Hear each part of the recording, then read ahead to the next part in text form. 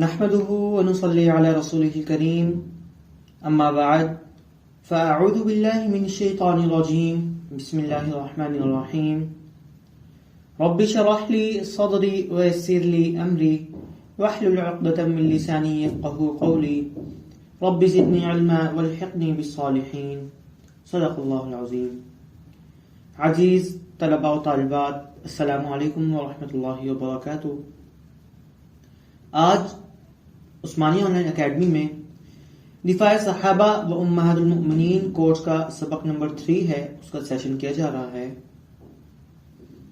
دعا ہے اللہ پاک مجھے اور آپ کو صحیح انداز میں بات کرنے کی، سمجھنے کی اور اس پر عمل کرنے کی توفیق عطا فرمائے. صحابہ کرام رضی اللہ عنہم کی آراء، صحابہ کرام رضی اللہ عنہم کے بارے میں اور عدالت صحابہ کرام رضی اللہ عنہم. حضرت ابو بکر صدیق رضی اللہ عنہ نے حضرت سواد بن ربیع رضی اللہ عنہ کے بارے میں فرمایا، اس نے رسول اللہ صلی اللہ علیہ وسلم پر اپنی جان قربان کر دی.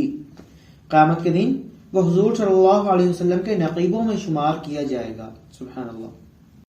حضرت عمر فاروق رضی اللہ عنہ نے حضرت تمیم بن اوس داری رضی اللہ عنہ کو خیر اہل مدینہ کا خطاب دیا. حضرت زمام بن ثعلبہ رضی اللہ عنہ کے بارے میں حضرت عمر فاروق رضی اللہ عنہ نے فرمایا، میں نے زمام سے بہتر مؤثر گفتگو کرنے والا نہیں دیکھا. حضرت صدیق اکبر رضی اللہ عنہ نے فرمایا، لشکر اسلام میں قعقاع رضی اللہ عنہ 1000 افراد پر بھاری ہیں. اسی طرح حضرت علی رضی اللہ عنہ نے حضرت زبیر رضی اللہ عنہ کو شجاع العرب کا خطاب دیا، یعنی بہت بڑا دلیر. حضرت ابو بکر صدیق رضی اللہ عنہ فرمایا کرتے تھے، احد کا دن نہ تھا، سچ پوچھو تو حضرت طلحہ رضی اللہ عنہ کا دن تھا وہ. حضرت فاروق رضی اللہ تعالی عنہ نے حضرت ابی بن کعب رضی اللہ عنہ کے بارے میں فرمایا، ہم میں سب سے بڑے قاری حضرت ابی بن کعب رضی اللہ عنہ ہیں. اور آپ رضی اللہ عنہ نے یہ بھی فرمایا کہ علم میں سب سے بڑے ماہر جو ہیں وہ حضرت علی ابن ابی طالب رضی اللہ تعالی عنہ ہیں. حضرت عمر فاروق رضی اللہ عنہ فرمایا کرتے تھے، معاذ رضی اللہ عنہ جیسا شخص پیدا کرنے کے لیے عورتیں عاجز ہیں. ایک اور موقع پر فرمایا، اگر معاذ رضی اللہ تعالی عنہ نہ ہوتے تو عمر رضی اللہ عنہ بھی ہلاک ہو جاتے. حضرت قبصیہ رضی اللہ عنہ نے حضرت عمر بن عاص رضی اللہ عنہ کے بارے میں کہا، میں نے ان سے زیادہ فصیح اللسان آدمی نہیں دیکھا، اور نہ زیادہ خاص رائے والا اور صاف دل والا، اور نہ زیادہ کتاب پڑھنے والا دیکھا، اور نہ زیادہ سمجھنے والا، اور نہ خاطر تواضع کے اعتبار سے زیادہ احسن دیکھا. حضرت عمر فاروق رضی اللہ عنہ حضرت جریر بن عبداللہ البجلی رضی اللہ عنہ کو خوبصورتی کی بنا پر امت محمدیہ کا یوسف کہا کرتے تھے. ایک مرتبہ ان سے مخاطب ہو کر آپ رضی اللہ عنہ نے فرمایا، اللہ تم پر فضل کرے، زمانہ جاہلیت میں بھی تم اچھے سردار تھے اور اسلام میں آنے کے بعد بھی تم اچھے سردار ہو. اسی طرح حضرت ابو ہریرہ رضی اللہ عنہ کے بارے میں حضرت عبداللہ بن عمیر رضی اللہ عنہ فرماتے ہیں، حضرت ابو ہریرہ رضی اللہ عنہ رسول اللہ صلی اللہ علیہ وسلم سے سوالات پوچھنے میں بہت جری تھے. وہ آپ سے ایسے سوالات کرتے تھے جو ہم لوگ نہیں کر سکتے تھے.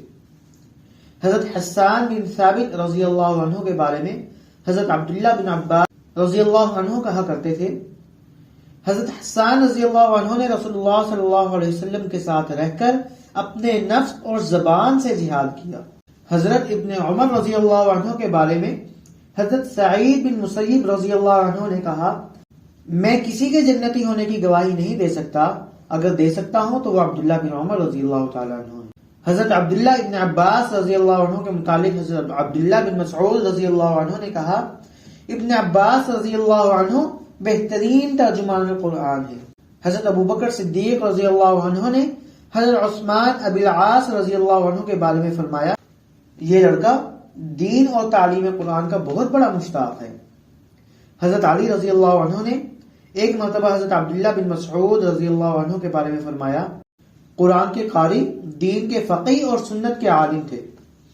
حضرت عمر فاروق رضی اللہ عنہ نے حضرت عبداللہ بن ارقم رضی اللہ عنہ کے بارے میں فرمایا، میں نے عبداللہ بن ارقم رضی اللہ عنہ سے بڑھ کر کسی کو خدا سے ڈرنے والا نہیں دیکھا. صحابہ کرام رضی اللہ عنہ کی رائے دوسرے صحابہ کرام رضی اللہ عنہ کے بارے میں الحمدللہ تفصیل سے جاننے کے بعد اب ہم عدالت صحابہ کرام کے اہم موضوع پر بات کرتے ہیں۔ عدالت عدل سے ہے اور عدل ظلم کی ضد اور الٹ ہے۔ کہا جاتا ہے کہ فلاں نے اس معاملے میں عدل و انصاف سے کام لیا، اور کسی چیز میں تعدیل کرنے سے مراد اسے ٹھیک کرنا ہے۔ کہا جاتا ہے عدلتہ فاعتدل، میں نے اسے ٹھیک کیا تو وہ ٹھیک ہو گیا۔ اس لغوی تعریف سے واضح ہوتا ہے کہ لغت میں عدالت کا معنی ٹھیک اور درست یعنی استقامت پر ہونا ہے، اور عدل جب فرد کے لیے بولا جائے تو اس سے مراد وہ انسان ہے جس سے کوئی ایسی چیز ظاہر نہ ہوئی ہو جو شک و شبہ میں ڈالتی ہو۔ یہی وہ انسان ہے جس سے لوگ راضی ہوتے ہیں اور اس کی گواہی قبول کرتے ہیں اور اس کی بات پر قناعت کر لیتے ہیں۔ عدالت کا اصطلاحی معنی، اصطلاح میں عدالت کا معنی بیان کرنے میں علماء کرام نے مختلف قسم کی عبارتوں سے کام لیا ہے، لیکن ان سب کا خلاصہ یہ ہے عدالت یا عدل کا معنی یہ ہے کہ وہ انسان جو فرائض ادا کرتا ہو، احکام شریعت کی پیروی کرتا ہو، اور جس چیز سے منع کیا گیا ہے اس چیز سے بچ کر رہتا ہو، اور فحاشی اور گناہ کے کام سے اور گرے ہوئے ناپسندیدہ کاموں سے دور رہتا ہو، اپنے افعال، معاملات اور دیگر امور میں حق اور واجب کی تلاش میں رہتا ہو، اور بول چال میں بھی ایسے الفاظ سے بچ کر رہتا ہو جس سے اس کے دین اور مروت داغدار ہوں۔ بس جس کے احوال ایسے ہوں اسے دین میں عدل سے موصوف مانا جا سکتا ہے اور بول چال میں سچا تسلیم کیا جا سکتا ہے۔ عدل یا عدالت کا معنی یہ بھی بیان کیا گیا ہے کہ یہ دینی محافظت کا نام ہے جو انسان کو تقوی کے لزوم اور مروت کا متحمل بناتی ہے، اور اس کے ساتھ کوئی بدعت نہ پائی جائے، اور یہ انسان کبیرہ گناہوں سے بچ کر رہتا ہو اور یہ صغیرہ گناہوں پر اصرار نہ کرتا ہو۔ عدالت صحابہ کرام رضی اللہ عنہم کی تعریف کیا ہے؟ اس کی تعریف یہ ہے کہ صحابہ کرام گناہوں سے محفوظ تھے۔ اس سے مراد یہ ہے کہ وہ کبیرہ گناہوں کے مرتکب نہیں ہوئے اور صغیرہ گناہوں پر بھی اصرار نہیں کیا۔ صحابہ کرام ہر قسم کے گناہوں سے اپنے آپ کو بچاتے تھے۔ اہل سنت والجماعت کا اجتماعی عقیدہ ہے کہ صحابہ کرام رضی اللہ عنہم اگرچہ انبیاء کرام علیہ الصلوۃ والسلام کی طرح معصوم نہیں، مگر وہ عادل، متقی اور انتہا درجے کے پرہیزگار ہیں۔ آسمان دیانت و تقوی کے درخشندہ ستارے ہیں، فسق و فجور جن کے قریب بھی نہیں پھٹکا۔ اس بنا پر ان کی عدالت کے بارے میں سوال کرنا جائز نہیں۔ آئیے اب جانتے ہیں قرآن پاک کی روشنی میں عدالت صحابہ کرام۔ فرمان الہی ہے، بسم اللہ الرحمن الرحیم، وَكَذَلِكَ جَعَلْنَاكُمْ أُمَّةً وَسَطًا لِتَكُونُوا شُهَدَاءَ عَلَى النَّاسِ وَيَكُونَ الرَّسُولُ عَلَيْكُمْ شَهِيدًا۔ سورہ بقرہ آیت نمبر 143۔ ترجمہ، ہم نے اسی طرح تمہیں عادل بہترین امت بنایا ہے تاکہ تم لوگوں پر گواہ ہو جاؤ اور رسول اللہ صلی اللہ علیہ وسلم تم پر گواہ ہو جائے۔ امت وسطہ کا معنی بیشتر مفسرین نے یہ کیا ہے کہ بہترین، سب سے افضل، ثقہ اور قابل قدر اعتماد امت۔ اس آیت کے سب سے پہلے مخاطب جو ہیں وہ رسول اکرم صلی اللہ علیہ وسلم کے صحابہ کرام رضی اللہ عنہم ہیں، جنہیں تبلیغ دین کی ذمہ داری سونپی گئی، جیسا کہ اللہ تعالیٰ نے اپنے اس فرمان میں ارشاد فرمایا، کنتم خیر امت اخرجت للناس تأمرون بالمعروف وتنہون عن المنکر وتؤمنون باللہ۔ ترجمہ، سورہ آل عمران آیت نمبر 110۔ تم بہترین امت ہو جو لوگوں کے لیے پیدا کی گئی ہے، تم نیک باتوں کا حکم کرتے ہو اور برے کاموں سے روکتے ہو اور اللہ تعالیٰ پر ایمان رکھتے ہو۔ اور رسول اللہ صلی اللہ علیہ وسلم نے حجۃ الوداع کے موقع پر صحابہ کرام رضی اللہ عنہم کے جمع غفیر کو مخاطب کر کے فرمایا تھا، ترجمہ یعنی خبردار، تم میرے جو یہاں پر موجود ہے وہ غیر حاضرین تک اس دین کو پہنچائے۔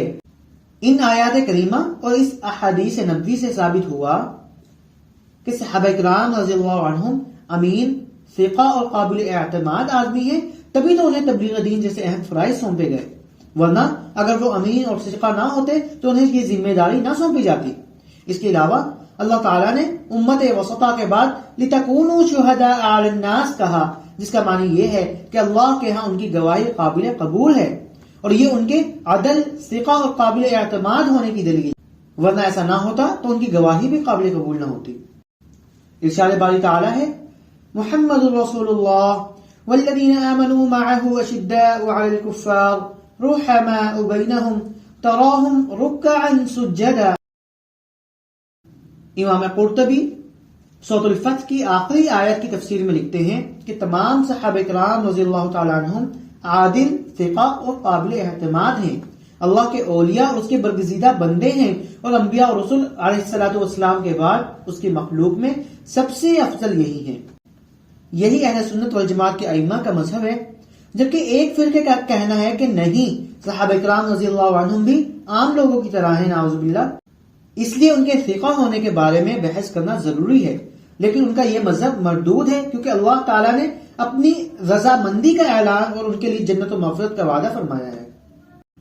اسی طرح کی آیات بہت زیادہ ہے جس کا ذکر طویل ہے اور احادیث میں بھی کثرت سے مشہور ہیں، اور تمام کی تمام احادیث قطعی طور پر صحابہ کرام رضی اللہ عنہم کو عادل قرار دیتی ہیں۔ اس کی کوئی ضرورت نہیں کہ مخلوق میں سے کوئی ان کو عادل قرار دے، جبکہ خدا نے خود ان کو عادل بنایا ہے۔ اس طرح کی آیات بہت زیادہ ہیں جس کا ذکر طویل ہے اور احادیث میں بھی کثرت سے مشہور ہیں، اور تمام کی تمام احادیث قطعی طور پر صحابہ کرام رضی اللہ عنہم کو عادل قرار دیتی ہیں۔ اس کی کوئی ضرورت نہیں ہے کہ مخلوق میں سے کوئی ان کو عادل قرار دے، جبکہ خدا نے ان کو عادل بنایا۔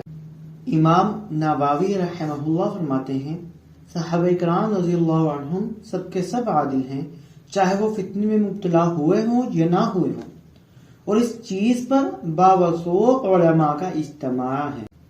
ابن صلاح فرماتے ہیں، اس بات پر امت کا اتفاق ہے کہ تمام صحابہ کرام رضی اللہ عنہم اور ان میں فتنوں میں مبتلا ہونے والے تمام کے تمام عادل ہیں۔ خطیب بغداد نے یہ باب قائم کیا ہے، جو کچھ اللہ اور اس کے رسول صلی اللہ علیہ وسلم کی طرف سے صحابہ کرام رضی اللہ عنہم کی تعدیل میں آیا ہے، یعنی ان کی عدالت و ثقاہت کے بارے میں سوال کرنے کی ہرگز ضرورت نہیں ہے۔ مولانا شاہ عبد العزیز صاحب دہلوی رحمہ اللہ لکھتے ہیں، اہل سنت کا یہ مقررہ عقیدہ ہے کہ صحابہ کرام کل کے کل عادل ہیں۔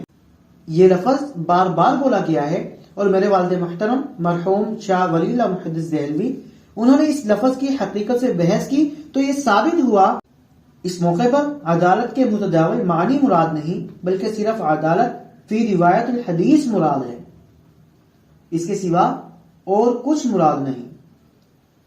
اس موقع پر عدالت کے متداول معنی مراد نہیں بلکہ عدالت فی روایت الحدیث مراد ہے، اس کے سوا کچھ مراد نہیں، اور اس عدالت کی حقیقت روایات میں جھوٹ سے بچنا ہے، کیونکہ ہم نے تمام صحابہ کرام رضی اللہ عنہم کی سیرت کو خوب ٹٹولا، یہاں تک کہ ان لوگوں کی سیرت کا بھی مطالعہ کیا جو خانہ جنگیوں، فتنوں اور لڑائی جھگڑوں میں شریک ہوئے، تو ہم کو معلوم ہوا وہ بھی رسول اللہ صلی اللہ علیہ وسلم کے متعلق غلط بیانی، جھوٹ، ان چیزوں کو سخت ترین گناہ سمجھتے ہیں اور اس چیز سے شدید احتراز کرتے ہیں۔ آج کا لیکچر یہیں اختتام پذیر ہوا، انشاءاللہ نئے موضوعات کے ساتھ اگلے لیکچر میں ملاقات ہوگی۔ وآخر دعوانا ان الحمدللہ رب العالمین۔